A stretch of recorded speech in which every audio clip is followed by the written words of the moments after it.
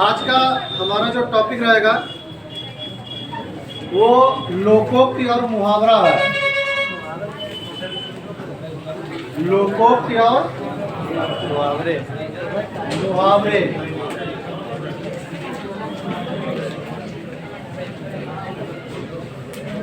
लोकोक्ति और मुहावरे अगर हम याद करने बैठें तो अगर किताब लिखने की बात आए तो मुझे लगता है कि लोकोक्ति और मुहावरे पर ही पूरी एक किताब लिखी जा सकती है। सही है? बहुत होते हैं, हमको सिर्फ तरीका जानना है कि इनमें क्या होता है, दोनों में अंतर क्या है, कैसे इनको पहचाना जा सके, और परीक्षा में आए हुए मुहावरे का हम अर्थ कैसे लगाएं, हमें सिर्फ इतना जानना है। तो पहले तुम इनको बंटवारा करके ये जान लेते हैं कि मुहावरा और लोकोक्ति में अंतर क्या है, क्योंकि एक बार प्रश्न जो आया था परीक्षा में वो सिर्फ ये आया था कि लोकोक्ति और मुहावरे में अंतर क्या होता है। क्या कोई बच्चा बताएगा लोकोक्ति मुहावरे में अंतर क्या है? चाहोगे बताना? चलो अब हम इनको थोड़ा सा विभाजित कर लेते हैं, लोकोक्ति और मुहावरे को। तो इसको हम थोड़ा सा उल्टे क्रम में रखते हैं। पहले हम मुहावरा रख लेते हैं और उसके बाद में लोकोक्ति रख लेते हैं, तो ज़्यादा आसान रहेगा समझना। पहले हम कर लेते हैं मुहावरे और इसके बाद में लोकोक्ति। अब अंतर, पहला अंतर क्या है? जो मुहावरे होते हैं ये प्रायः नकारांत होते हैं, जिसको हम कह सकते हैं नाकारांत। अब बहुत से लोग ये बात नहीं समझ पाए होंगे कि नाकारांत क्या होता है। हाँ, आपने वो पढ़े होंगे, क्या नाम, अलंकार। अलंकार में एक होता है आपका अनुप्रास अलंकार, शैकानुप्रास, वृत्यानुप्रास, प्रत्यानुप्रास, अंत्यानुप्रास, ऐसे करके उसके भेद होते हैं। ये होता है अंत्यानुप्रास। या तो ये अंत्यानुप्रास से होगा या फिर ये दो पंक्ति में विभाजित होगा। दो पंक्ति मतलब यहाँ पर दो पंक्ति या दो वाक्य होंगे। चलो वाक्य वाली बात यहाँ पर नहीं लिखते हैं, हम पहले दो पंक्तियां कर लेते हैं। दो पंक्तियों में ये विभाजित रहते हैं, ये नकारांत होते हैं। कैसे? एक उदाहरण हम पहले समझ रहे, अभी लिखना कुछ नहीं, केवल समझना है आपने। तो नकारांत में जैसे हमने कहा, नाक का बाल होना, आंख का तारा होना, है ना? ऐसे तो बोलते हैं ना। नाको चने चबाना, दूध दही करना, ऐसे तो बोलते हैं ना। तो आप कोई भी मुहावरा अगर बोलो, और मुहावरा जब बोलोगे तो आपका 98% नकारांत होगा। नकारांत का मतलब होता है बड़े ना से जिसका अंत किया जाए उसको नकारांत कहते हैं। हो सकता है आप मेरी बात को अब अच्छे से समझ गए हो या नहीं? ठीक। और इधर दो पंक्तियां होती हैं, ये क्या है? तो इसके विषय में हम कह सकते हैं, जैसे आगे नाथ न पीछे पगहा, के ही कारण नाचई जहु गदहा, ऐसे बोलते हैं ना। जेठ परेवा रवि चुहई, कोई दिस पड़ई अकाल, इस तरह से बोलते हैं। या आपका वो क्या है कि बहुत से ऐसे उदाहरण आते हैं। अगर हम देखकर पढ़ने की बात करें, जैसे कहा था, तीन लोक से मथुरा न्यारी, तो दो बातें हैं, तीन लोक से और मथुरा न्यारी। ठीक इसी तरह से जैसे कहाँ राजा भोज, कहाँ गंगू तेली। इसको अभी तो ये अधिक ही है, इसका अनुप्रास के अंतर्गत पूरी कहो तो छछुंदर के सर पर न भाए चमेली, कहाँ राजा भोज, कहाँ गंगू तेली। गंगू तेली ज्यादा बुद्धिमान है। राजा भोज की कोई उतनी मिसाल नहीं है, यही तो है। कह रहे हाँ, उल्टा है। अच्छा, यहाँ पर उल्टा है नहीं, यहाँ पर ये चीज दर्शाई जा रही है कि दोनों अपने अपने स्थान पर बहुत महत्वपूर्ण है। अच्छा, छछूंदर की बात आ गई तो आपने एक और होगा कि सांप छछूंदर की गति होना, ये मुहावरा है कि लोकोक्ति होना? सांप छछूंदर की गति, ये मुहावरा है, सांप छछूंदर की गति होना। अच्छा, ये सांप छछूंदर की गति है क्या, पता है? नहीं पता है। सर्प कभी भी छछूंदर को नहीं निगलता है, नहीं खाता, चूहे खाता है, छछूंदर नहीं खाता। क्यों नहीं खाता है? क्योंकि छछूंदर जो होती है यह स्वभाव से बड़ी कटखन्नी होती है, आक्रामक होती है। ये कैसी होती है? और ये क्या है, इसके शरीर से एक गंध आती है, बहुत ही ज्यादा दुर्गंध, और इसको इसीलिए सर्प कभी भी, और अगर पकड़ ले तो तब तक छोड़ता भी नहीं जब तक वो मर न जाए। इसे कहते हैं सांप छछूंदर की गति होना। अगर सांप ने धोखे से, चूहे के धोखे से छछूंदर को पकड़ लिया तो उसे अब छोड़ेगा भी नहीं। अब पकड़ना भी बड़ा मुश्किल पड़ता है। पकड़ना मुश्किल इसलिए है क्योंकि वो इतनी गंदगी फैलाती है और इतनी गंदी होती है वो, ठीक। और इधर क्या है, सर्प अगर उसको छोड़ दे गंदगी के कारण, गंदगी से उसका दम घुट रहा है खुद का, और छोड़ दे तो मार दिया जाएगा, क्योंकि छछूंदर के दांत जो होते हैं वो बहुत ही नुकीले और पैने होते हैं, वो सांप को काट देगी। ये क्षमता इसलिए होती है क्योंकि छछूंदर जो होती है बहुत ही मोटी चर्बी की, उसके अंदर चर्बी ज़्यादा होती है, तो सांप के काटने का असर भी जल्दी उस पर नहीं पड़ता है। तो ये होती है सांप छछूंदर की गति होना, मतलब बहुत ही ज़्यादा संकट में पड़ जाना। सांप छछूंदर की गति होना का मतलब संकट में पड़ जाना। और अब आइए दूसरे इसका, ये क्या होते हैं, ये लाक्षणिक शब्द शक्ति पर आधारित होते हैं।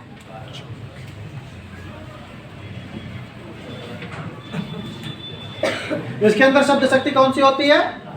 लाक्षणिक शब्द शक्ति। ये लक्षणा पर चलता है।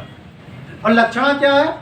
मतलब किसी बात को किसी बात पर डाल के कहना। ये बात सीधी कभी नहीं होती है।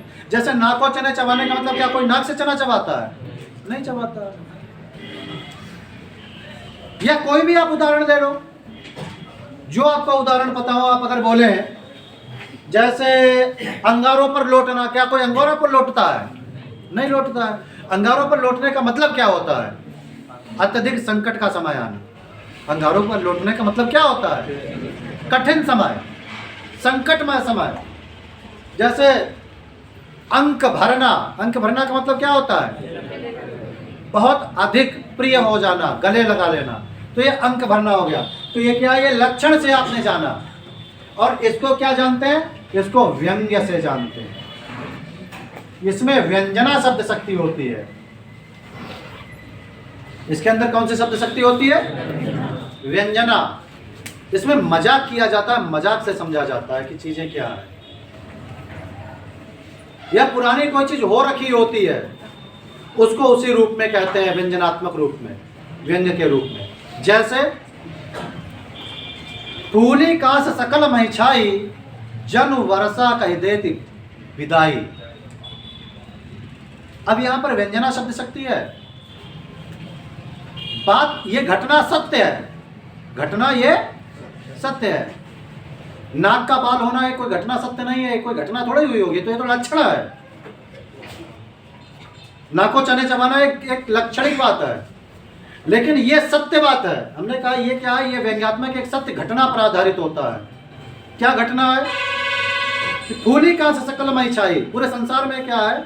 सकल माने सभी जगह पर, सभी जगह का मतलब जहां जहां पर भी कांस एक घास होती है, जिसके गांव में छप्पर छानी, डलवा आदि ये सब बनाए जाते हैं, सुनी होगी। और ये जो होती है, जब वर्षा विदा होने लगती है, वर्षा का जब अंतिम चरण आ जाता है, तब ये फूलती है। तो उसको देखकर ये बात समझ ली जाती है कि अब बारिश जाने वाली है। फूली का सकल महिछाई, जन वर्षा कह देत विदाई।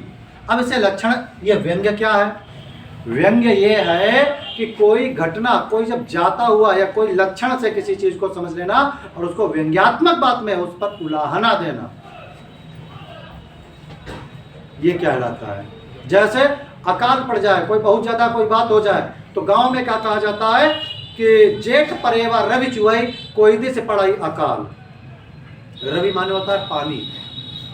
अगर जेठ की परेवा को पानी बरसता है तो कहीं कहीं पर किसी न किसी प्रकार से अकाल।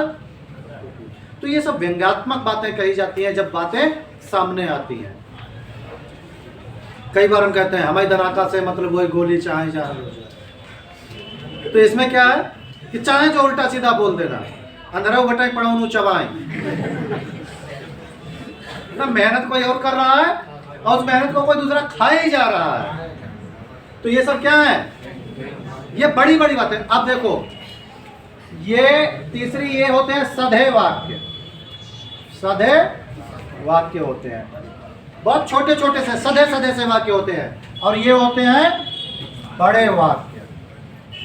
आप जितने भी अभी मैंने बोले हैं, आपको क्या लगा, ये काफी बड़े बड़े और इधर छोटे छोटे होते हैं। 2-3 शब्दों में ये बात पूरी हो जाती है, यहां पर 2-3 वाक्य बोलने पड़ते हैं, ये अंतर होता है। तीसरा सबसे बड़ा, चौथा सबसे बड़ा अंतर क्या है, ये शहरी भाषा में प्रयोग किए जाते हैं, शहरी परिवेश में। मुहावरा हमेशा कहां प्रयोग किया जाता है, शहरी परिवेश में प्रयोग किया जाता है। पढ़े लिखों की यह भाषा होती है। और लोकोक्ति ग्रामीण परिवेश में इसका प्रयोग होता है। ये अनपढ़ लोग, अशिक्षित लोग इसका प्रयोग अधिक करते हैं। अगर आपके सुने सुनाए से शब्द लगे और छोटे शब्द हो तो समझ लीजिएगा कि ये मुहावरा है। और बहुत अटपटा सा लगे, आपने सुना ना हो, देसी भाषा का प्रयोग किया गया हो, तो अब ये शब्द क्या है, ये आपके लगभग ये मानक भाषा पर आधारित होते हैं और ये क्षेत्रीय भाषा पर आधारित होते हैं। अभी बताया था ना, धरो बटाई पढ़ू चबाएं। क्या पढ़ाई लिखाई में ऐसा कभी हम लिखते हैं? नहीं लिखते हैं। और जितने भी मुहावरे हैं आप बोलो, वो नाकारांत होते हैं। नाकारांत हमेशा कहाँ आता है, खड़ा डंडा है। नाकारांत क्या है, खड़ा डंडा। और खड़ी पाई वाले जो शब्द होते हैं वो मानक भाषा के अंतर्गत प्रयोग किए जाते हैं, खड़ी बोली में प्रयोग किए जाते हैं। बहुत बड़ा ये आपको रहस्य बता रहा हूं। मानक भाषा जो होती है ये खड़े डंडे से पहचानी जाती है, और क्षेत्रीय बोलियां, क्षेत्रीय भाषाएं जो होती हैं इनमें खड़ा डंडा नहीं पाओगे आप। आपका ब्रज भाषा है, अवधी भाषा है, इसमें आपका ये खड़ा डंडा नहीं प्रयोग किया जाता है। जई हो, खई हो, जईबा, पीबा, भोजपुरी, है ना। तो ये इसमें ऐसे शब्दों का प्रयोग प्राय किया जाता है। जईबे, है ना, रहीबे, चलबू का, ऐसे बोलते हैं ना। तो ये शब्द क्या है, अब चलबू, अब हम लोग क्या कहते हैं, चलोगे, चलना, चलना शुभ नहीं, चलना मीन्स गमन करना। तो ये मानक भाषा का प्रयोग कहाँ होता है, मुहावरों के अंतर्गत। और क्षेत्रीय भाषा का प्रयोग कहाँ होता है, बहुत अंतर मैंने आपको बता दिए हैं। इतने में पर्याप्त है कि नहीं है, पर्याप्त है। आओ कुछ एक जैसे हम आपसे पूछते हैं। अब ये तो ये बात हो गई, कुछ चीजों को जानना। कुछ कठिन कठिन शब्द होते हैं, शब्दों का अध्ययन कर लेना चाहिए। अगर कठिन शब्दों का हमने अध्ययन कर लिया तो वहां से रास्ता आसान हो जाता है। कुछ एक मुहावरे मैं अब आपसे बोल रहा हूं, ठीक, और उनके आपको अर्थ बताने हैं। अब ये तो पहचान की बात हो गई। पहचान अगर पूछी जाए तो पहचानने के लिए इतना पर्याप्त है। लेकिन 2 प्रकार से प्रश्न होते हैं हमारे। केवल पहचान नहीं पूछता है, वो ये भी पूछता है कि इसका मतलब क्या है, ये भी तो पूछता है ना। मुहावरा दिया एक, अब अच्छा मुहावरे में ये भी प्रश्न 2 प्रकार का हो जाता है। एक तो मतलब पूछता है और एक ये पूछता है कि इस शब्द का या इस मुहावरे का प्रयोग करके दिखाएं। या एक वाक्य दिया होगा, उसमें कहेगा कि इसमें कौन सा मुहावरा है, निकाल कर दिखाओ। या कौन सा मुहावरा यहाँ पर सटीक बैठ सकता है, वो बताओ। अच्छा एक बात मैं पहले, अगर आप सीख गए हो तो एक बात पूछना चाहता हूँ, एक मैं बात बोल रहा हूँ, आपको ये बताना है कि ये मुहावरा है कि लोकोक्ति है, बताओगे? तैयार हो? आए थे हरिभजन को, ओटन लगे कपास। कैसे पहचाने? दो बातें हैं। और ग्रामीण भाषा, आए थे हरिभजन को, ओटन लगे कपास। ओटन लगे कपास, तो ग्रामीण भाषा का प्रयोग कर दिया और दो बातों में इस बात को कहा गया है, इसलिए ये क्या हो जाएगा? ये लोकोक्ति हो जाएगी। ठीक। अगर इसी बात के लिए हम एक दूसरा कहें, हमने कहा हथेली पर आंवला रखना। हथेली का आंवला, हथेली का आंवला का मतलब होता है प्रामाणिक बात। हथेली का आंवला का मतलब क्या होता है? प्रामाणिक बात। तो अब हम कुछ प्रश्न आपसे कर रहे हैं, उनके आपको उत्तर देते रहना है कि इसका मतलब क्या होगा।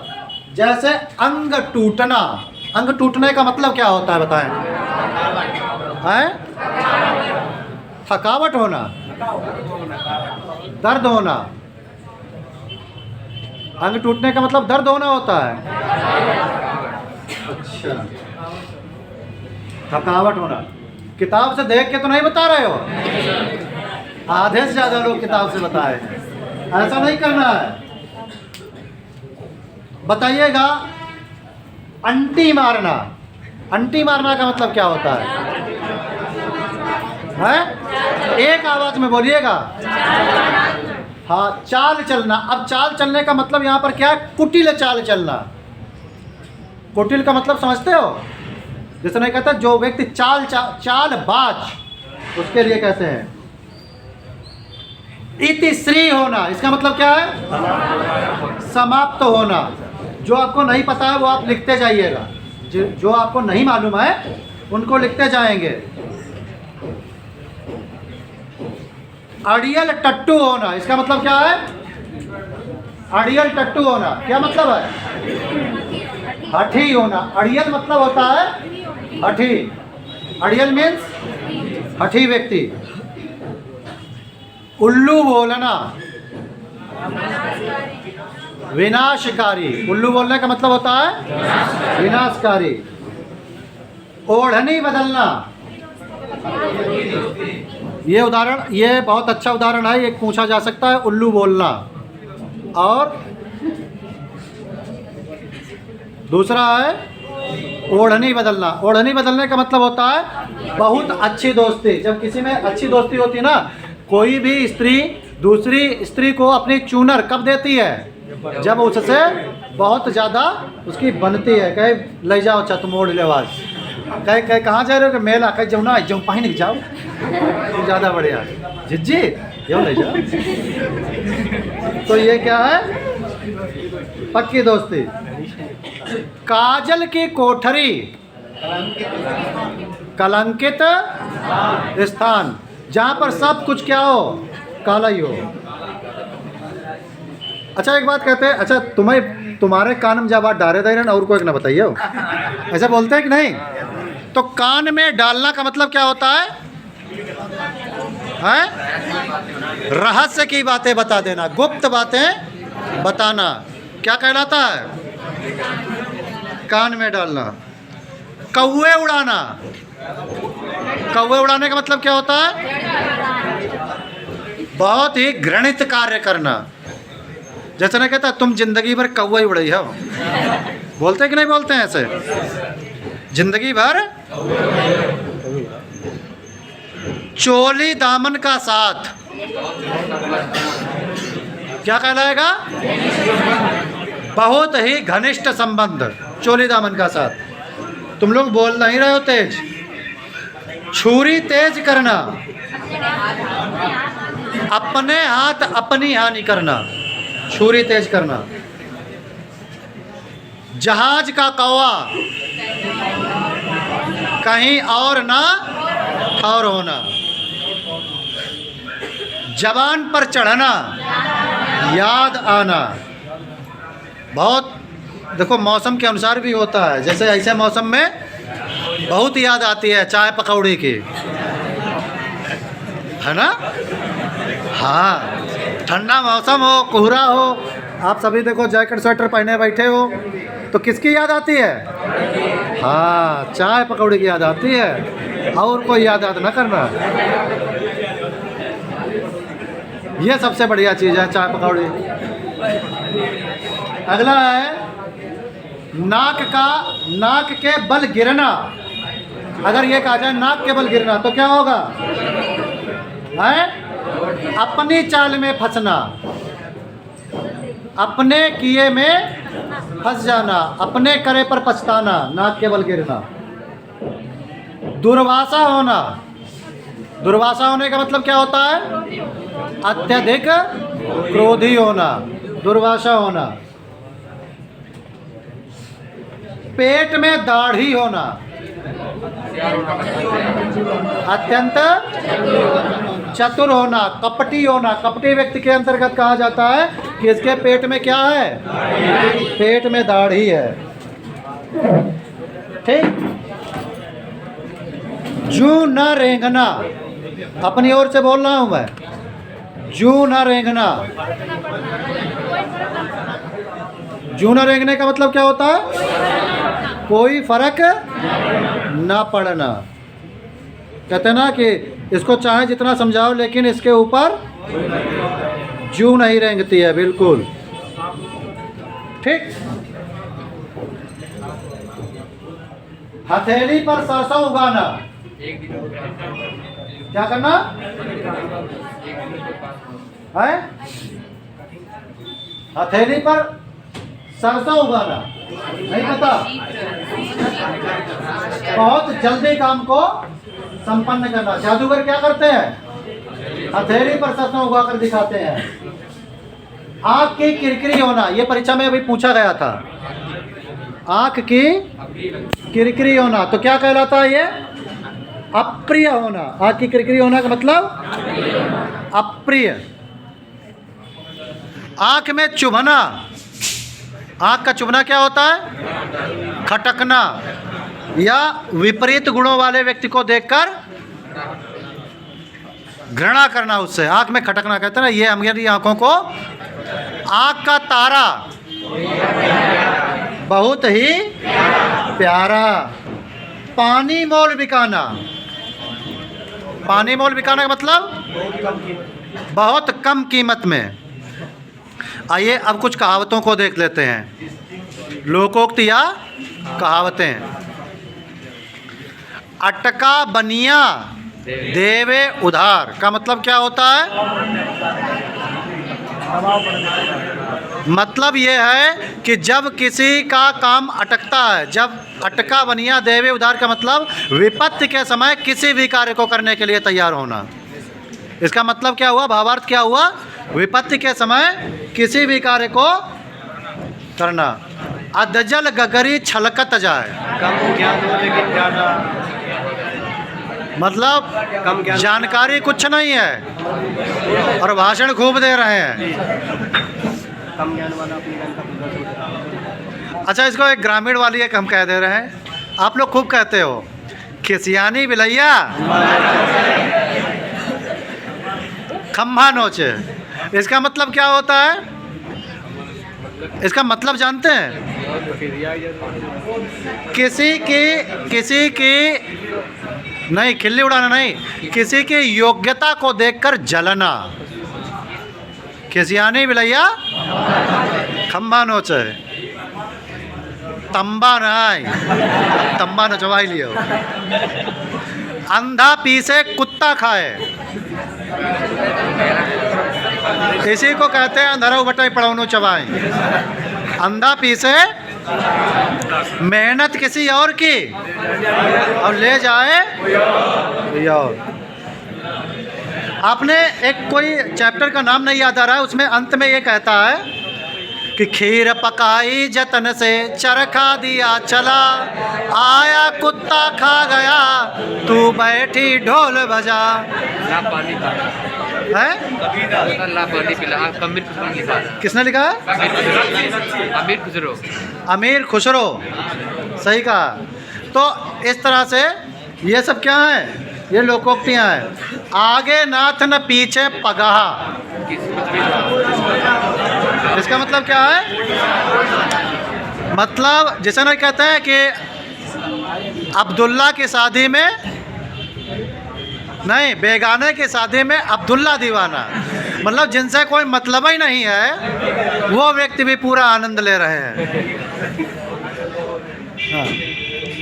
आई तो रोजी और नहीं तो रोजा, इसका मतलब ये है मिल, हाँ, अगर मिल जाए तो बहुत बढ़िया और ना मिले तो उससे बढ़िया। जैसे कहते हैं अंगूर मिले तो मीठे और ना मिले तो खट्टे। एक ही साधे सब सधाए, सब साधे सब जाए। इसका मतलब क्या हुआ कि अपने कर्तव्य के प्रति निष्ठावान रहिए। इसका मतलब ये है एक ही साधे सब, जैसे आप जो तैयारी कर रहे हो, जैसे आपने एसआई की तैयारी शुरू की है तो एसआई की ज़बरदस्त तैयारी करो, हो जाओगे। एक ही साधे सब सधाएं और सब साधे सब जाए।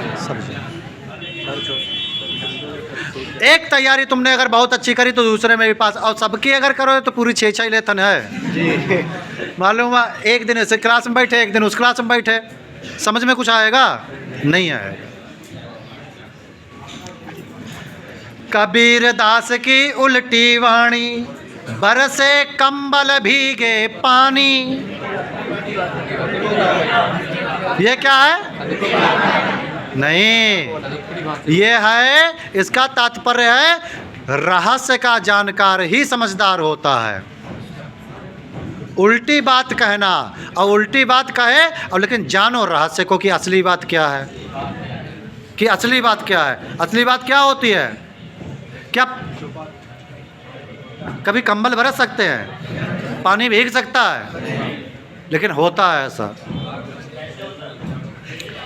यह आत्म तत्व और परमात्मा तत्व की बात है, आत्मा और परमात्मा की बात की गई है। ठीक है, यहाँ पर जो है आनंदमय रस जो होता है, ये शरीर क्या है? इस शरीर को पानी का बुलबुला कहा जाता है, और ये पानी का बुलबुला जो है ये गल जाता है, ये भीग जाता है, ये सड़ जाता है। इसमें शरीर की बात की गई है। और परमात्मा क्या है? ये सर्व आनंदमय है। इस शरीर को, शरीर के प्रति जो आपका आकर्षण है उसको त्याग कर परमात्मा में आकर्षण लगा लेना, ये सच्चा ज्ञान है। तो कबीर की सदुक्कड़ी भाषा में ये सब उल्टा ही बोलते थे इस तरह से। काठ की हंडी बार बार नहीं चढ़ती। हाँ, ये सबको पता है। धोखा खाए बैठे हो का? अरे खाना है तो खाना खाओ, रसगुल्ला खाओ। एक पूछे का खाया है, बोले मार खाया है। दूसरे पूछा का खाया, बोले धोखा। अरे यही चीज़ें खाने वाली हैं। हाँ, मुहावरा है, नहीं ये लोकोक्ति है। काठ की हल्दी बार बार ना चढ़ाना, धोखा खाना ये उधर है, नहीं। काठ की हल्दी बार बार नहीं चढ़ती, ये है। काबुल में गधे भी होते हैं, मतलब अपवाद हर जगह, अपवाद हर जगह है। खग जाने खग ही की भाषा, जिसकी संगति उसके जैसे रहना। लेकिन ये हमेशा नहीं होता है, लेकिन ज़्यादा से ज़्यादा ये खग जाने खग ही की भाषा, ये आपका लोकोक्ति है, मुहावरा नहीं है। थोथा चना बाजे घना मुहावरा होगा। थोथा चना बाजे घना, ये आपका लोकोक्ति में कुछ ऐसे हैं शब्द जिनको निश्चित नहीं किया जाता है, नहीं किया, यद्यपि ये मुहावरा अधिक है, मुहावरा ये अधिक है। थोथा चना बाजे घना, ये ज़्यादा है उधर। जंगल में मोर नाचा किसने देखा? हमने। इसका मतलब क्या होता है? योग्यता को हमेशा प्रकाशित करो। एक बात हमेशा याद रखना यहाँ से, एक बात मैं आपके जीवन की बता दूं कि आपके अंदर कोई अगर अच्छाई है तो आपका नैतिक कर्तव्य है उस अच्छाई को लोगों तक लेकर जाओ। क्योंकि ये मुहावरा लोकोक्ति कही जाती है कि जंगल में मोर नाचा किसने देखा। अगर आपके अंदर कोई योग्यता है और आप उसको प्रकट नहीं कर पा रहे हो तो आप जंगल के मोर के जैसे हो। आपके अंदर योग्यता तो है लेकिन आप उसको समाज को नहीं दे पा रहे, तो उस योग्यता का कोई मोल नहीं। जैसे कोई बहुत अच्छा आयुर्वेद का जानकार हो और कभी वो किसी को दवा ना दे, क्या मतलब बनता है ऐसा व्यक्ति आयुर्वेद जाने? आपके अंदर जो भी कलात्मकता है, अच्छी है बुरी है वो अलग विषय है, लेकिन समाज उसको जाने। कला हमेशा अच्छी होती है और वो समाज का निर्माण करती है। इसलिए आपके अंदर जो भी कलात्मकता हो उसको हमेशा प्रकट करने का प्रयास करना। और कभी इस चीज़ में आप बुरा मत मानना अगर कोई व्यक्ति अपनी कला का प्रदर्शन करे। कला का प्रदर्शन अवश्य करना चाहिए, जितनी भी कलाएं हों उनका प्रदर्शन करना चाहिए। आइए आगे की बात करते हैं कि जो रोगी मन भाए सोई वैद्य बताए। इसका मतलब क्या हुआ है? जो रोगी मन भाए सोई वैद्य बताए। इसका मतलब क्या होता है? परवशता में गलत काम करना। मतलब अच्छा, आप लोग जो कैसा पढ़ना चाह करते हो, खूब आनंदमय हंस हंस कर, और अगर मैं हमेशा ही हंसा कर अगर आपको पढ़ाऊंगा तो क्या ये उचित है? नहीं ना। अच्छा, जानते आप भी हो कि ये उचित नहीं है लेकिन चाहते फिर भी यही हो, हाँ या ना? तो ऐसा हमें क्या करना चाहिए? नहीं करना चाहिए। तो जो रोगी मन भाए वैसा सोई वैद्य बताए, लेकिन कभी कभी करना पड़ता है। कभी कभी कहते हैं ना कि ठीक है नहीं पढ़ना चाहते हो तो मत पढ़ो, हम फिर तुमको भटका रहे हैं। लेकिन ऐसा कभी भी किसी को मजबूर मत करना। आपके सामने जो सत्य बोले, हितम मनोहार च दुर्लभम बचा, जो आपके लिए हितकर हो और आपको प्रिय भी लगे, ऐसे वचन दुर्लभ होते हैं। ऐसे वचनों के पीछे मत भागो। वचन वही अच्छे होते हैं जो आपको कहीं कहीं पर चुभें। अगर चुभते हैं तो इसका मतलब आपका उत्थान होगा। बद अच्छा बदनाम बुरा, इसका मतलब क्या होता है? बद अच्छा बदनाम बुरा। झूठी अपकीर्ति बहुत गलत होती है। जैसे किसी को बदनाम करना बहुत गलत बात होती है। कोई अगर व्यक्ति गलत है तो पहली बात उससे उलझो नहीं, क्योंकि गलत व्यक्ति से अगर आप उलझोगे तो आपके साथ भी गलत करेगा, है ना? उलझो नहीं, उसको अगर समझा, लेकिन उसको ऐसे ना छोड़ो।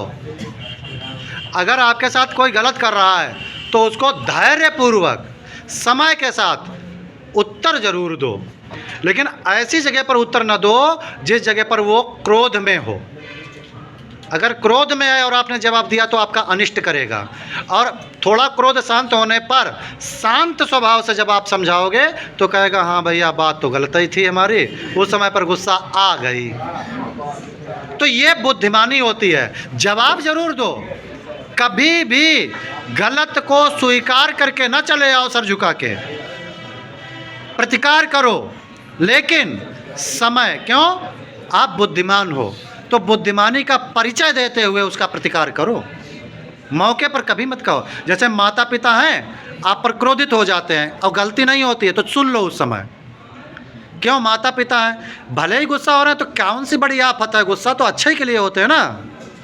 और जब गुस्सा उनके शांत हो जाए शाम को या अगले दिन, पापा मम्मी आप जो बात कह रहे थे वो ये थोड़ा ही ये थी, अच्छा अरे बट्टे में डांट दिया, तो अच्छा उसमें क्या होता है? आगे की मजबूती। आपसे अगर कोई धोखे में गलत काम भी हो जाएगा तो कहेंगे देखो पहले गलत हुआ नहीं था, अब डांट दिया, इस बार नहीं डांट, तो वो तुमसे आराम से पूछेंगे अब आप इस बात का अंदाज़ा लगा सकते हो कि कभी भी प्रतिकार अगर करना है तो तत्काल क्रोध और आवेश में मत करो। आवेश का किया हुआ प्रतिकार गलत फलदायी होता है और बुद्धिमानी से किया गया प्रतिकार हमेशा अच्छा होता है। तो बद अच्छा बदनाम नहीं। अगर बदनाम हो रहे हो तो फिर वो काम ही कर डालो, वही बढ़िया फिर तो हम कहेंगे। सिर मुड़वाते ही ओले पड़ना बहुत पूछा जाता है। इसका मतलब क्या होता है? हाँ, कार्य प्रारंभ करते ही मुसीबत आना। रमता जोगी बहता पानी, जिसका कोई निश्चित अता पता न हो उसे क्या कहते हैं? रमता जोगी बहता पानी। हाथ कंगन को आरसी क्या और पढ़े लिखे को आरसी क्या। इसका मतलब क्या होता है? प्रत्यक्ष को प्रमाण की आवश्यकता नहीं होती है। और एक बड़ा अच्छा है कि होनहार बिरवान के होती चीकने पात। इसका मतलब क्या होता है? अगर कोई व्यक्ति बहुत ही समझदार है तो उसके स्वभाव, उसके व्यक्तित्व से पता चल जाता है। एक शिक्षित व्यक्ति किस जगह पर बैठता है, किससे बातें करता है, कैसे कपड़ों को पहनता है, कैसा आचरण करता है, इन सारी चीज़ों को पता चलता है। हमारा स्वभाव, हमारा वक्तव्य, हमारी भाषा शैली, हमारे वस्त्र, हमारे आभूषण, हमारे मित्रगण, हमारा परिवेश हमारे विषय में बताता है। हमारी नज़र और हमारा नज़रिया हमारे बारे में बताता है। आप किसी से बात करते हैं और आँखों को चुरा के बात करते हैं तो क्या पता चल जाता है कि ये कुछ छुपा रहा है, झूठ बोल रहा है। और आँखों में निर्भीकता हो तो ऐसा लगता है कि ये तो यार खा जाएगा। और निर्भीकता किसके अंदर होती है? जिसके अंदर वास्तव में जंगल में बहुत से प्राणी रहते हैं, जानवर रहते हैं, बड़े बड़े से विशाल काय रहते हैं। बहुत बड़े की ऊंचे की बात करो तो दूर से देख लेगा जिराफ कौन क्या कर रहा है, क्या आ रहा है। भारी भरकम हाथी शेर के ऊपर गिर पड़े तो गिरने से मौत हो जाए। हाँ या ना? सत्य है। लेकिन जंगल के राजा नहीं हो जाते हैं। राजा कौन बनता है? जिसके अंदर साहस होता है, धैर्य होता है, बुद्धिमत्ता होती है, जिसकी आंखों में वो चीज होती है जिसको देखकर लोग 2 कदम पीछे बढ़ा लें। जीवन में अगर आगे बढ़ना है, नौकरी पाना एक अलग विषय है। नौकरी के लिए आपको भरसक तैयारी करनी है, किताबों के साथ में खेलना है। लेकिन जीवन के उद्देश्यों में अगर आगे बढ़ना है तो आपको अपने अंदर एक निर्भीकता लानी पड़ेगी। आप अपनी अगर बात कहो तो इतनी तटस्थ और इतनी प्रभावशाली, आपके अंदर अपनी बात को कहते समय इतना विश्वास हो कि सामने वाला सोचने पर मजबूर हो और 2 कदम पीछे हट जाए आपसे कुछ भी कहने से पहले। तो आप समझ लीजिए कि आपके अंदर पौरुषत्व आ रहा है। और कोई भी आया और आपसे मजाक करके चला गया, कभी अच्छा मजाक किसके साथ किया जाता है? जैसे खरगोश पकड़ा, उसका कान ऐंठ दिया, मजाक कर रहे हैं उसके साथ, उसकी पूंछ छू रहे हैं, शेर की पूंछ छुओ जाके। है हिम्मत। हनुमान चालीसा में तुलसीदास ने एक बात कही है, बड़ी प्यारी सी बात कही है कि आपन तेज संभारहु आपै, तीनहु लोक हाक से। एक बार हुंकार अगर भर दो एक बार शेर गरज जाए तो मुझे नहीं लगता है कि मोहल्ले में कोई बचेगा, कुंडी पड़ जाएंगी। भैया बोलिए ना। तो ये क्या, ये वर्चस्व तुम्हारे अंदर हो सकता है अगर तुम सबसे पहले अपने आँखों को समझ लो। आँखें बहुत कुछ बताती हैं। गाना सुना हो ना, नज़र नज़र में हाल दिल का। अब ये बात तुम्हारे बहुत जल्दी समझ में आ गई, तो इससे पता चलता है कि तुम कैसे हो। इससे भी पता चलता है तुम्हारी रुचियां कहाँ हैं। आँखों से सब पता चलता है, आँखें बहुत कुछ बयां कर देती हैं। ये वो शब्द शैली है जिसको समझने वाले देख के जान लेते हैं कि इसमें चल क्या रहा है। इसमें प्रेम है कि इसमें क्रोध है कि इसमें छल है कि इसमें अपनापन है। आँखों से पता चलता है। तो चलिए ठीक है, समय भी काफ़ी हो गया, आँखों से ही अब यहाँ पर समझते हैं। बस एक और पूछते हैं, क्या है आँख का तारा होना? क्या कहलाता है? बहुत प्यारा होना। और अभी तक आँख की किरकिरी होना, मज़ा ख़राब कर देना, है ना। चलिए ठीक है, बहुत बहुत धन्यवाद।